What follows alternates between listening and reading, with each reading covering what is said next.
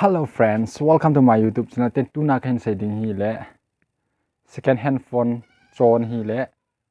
het ding khat na hilo le het la wala na phone cho jotan na se ke no min le na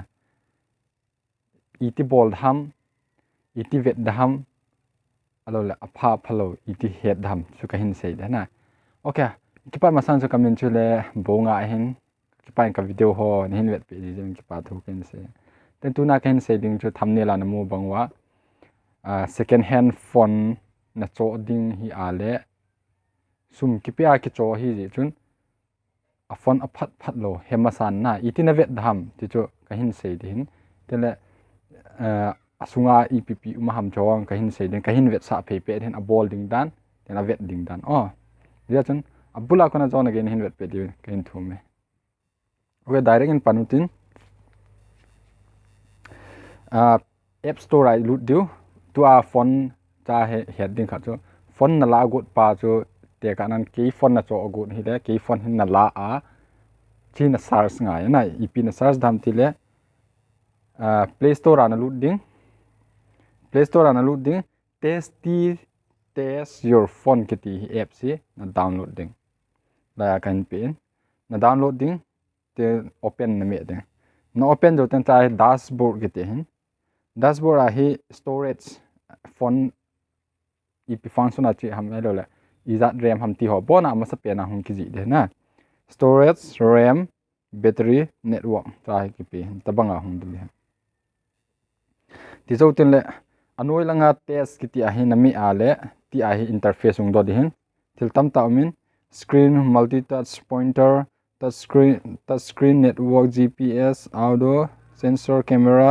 biometric sim device information te chi aban nei cha ka hin web sa da na ita banga ama sa pe na ichi du screen a hi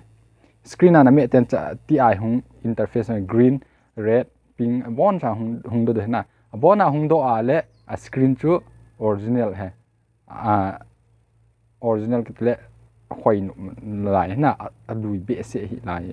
game ki chip na hi poi ti naga mat do de next to hi kinale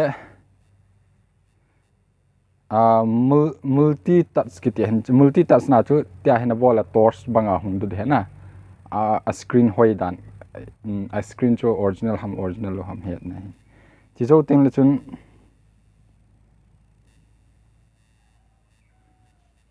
ti zo ting le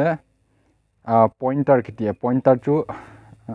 na khoi ala na ni thil neu cha phone na hi neu cha thil ga bol te pointer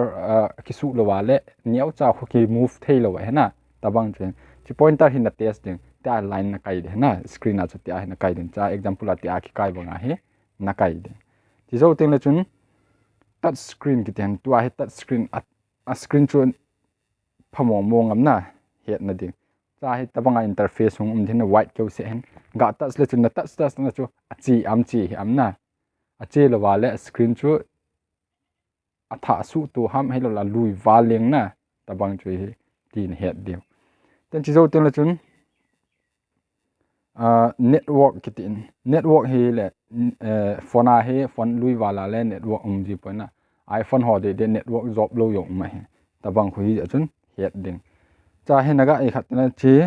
ki sep de na ball hi cha hi screenshot na khin ball tho hin ball le chun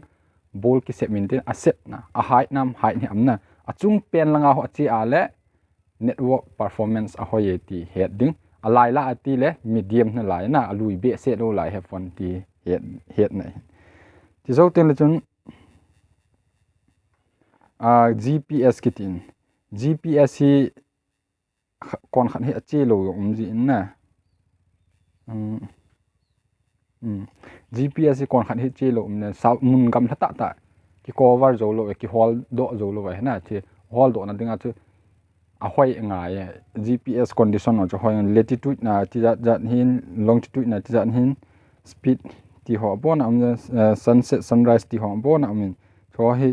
jene address ong ma hin na location hoi line na location ham chong chu din address ong de te banga chu ding ten ala khat kit chu hi le audio la inga yu na speaker pha am pha hi am che check na hi kin lan tha ding full screen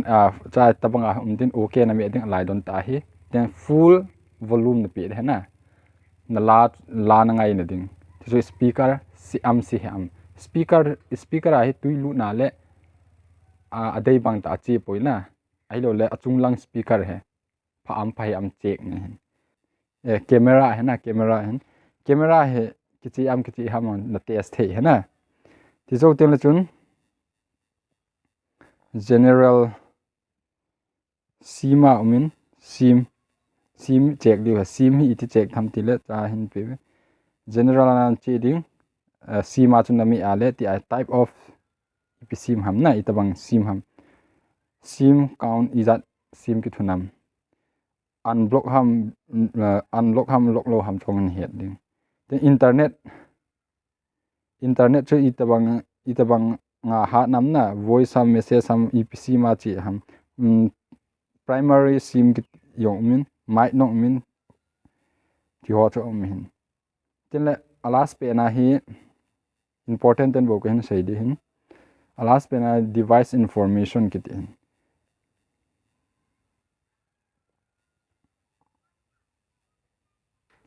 device information ayong hi thil tam na lai na device information a hi na phone min na brain min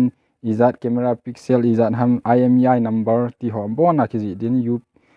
CPU model ti ho android izat ham hardware izat ham device model ti bona ki ji din ai ma cha heading khat chu akom le storage min na storage si check storage rong ni check ngai izat ram hi izat hi ki manga khap ve afu na memory afu la na delete no le na phone hang tho le na tabang chu hin cha hi na ve de na check de example a 7708 MB hi ale izat nga yam ti ho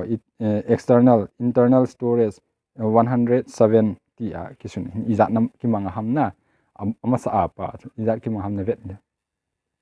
ti zo ta kom le CPU ki ten CPU ai na lu na le na CPU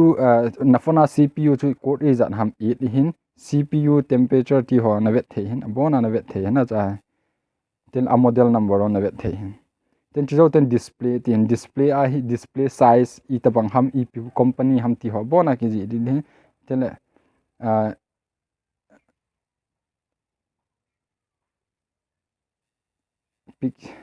pixel density ti ho na vet the na cha tiso tel chun battery a hi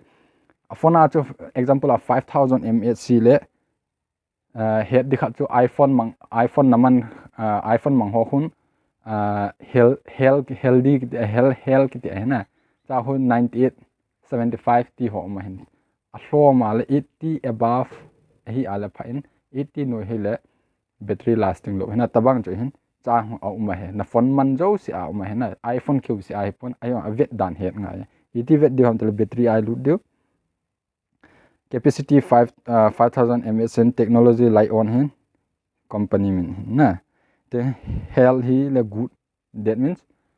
condition chu phana lai na good ti la chun good condition sanga chu good phana lai ya good condition ti ale alo low condition ti ale battery chu achawa hi ti he de na then voltage 4.0 level 66% ti temperature ti abona vet sa den tizo ten operating system hi Android 11 Android SDK version hin ten cha he bill ID hin ten EPP ki mang ham ti web view ma he na bona ma hin tizo ten la chun connectivity cha he net lang sang he na GPS available, Wi-Fi available, Bluetooth, NFC umahin. Then alas pe na sensor ahi jo an chu isei le kilomin amasalanga chu ti chu hin aphat chom dan thi aphat chom na chu mi phone na cho thil khat azu pa ham chun asei lo de na aphat lo amo screen ke ho apo ke ho cha thu chom ne ki khel the ne ma sunga thil aphalo ho chu aman chun het te den amang ama azu ting le chun na sei pi lo du na hi ji acho ki ven ding dana ikiven the ikiven al apha eti hi ka het sa hin ten ki ven ding dan EP download na ET vet dam ti ho kan sei pe na cha na phat chum pi al lung se ten subscribe pen la do like involve pen chen choi ka ki pa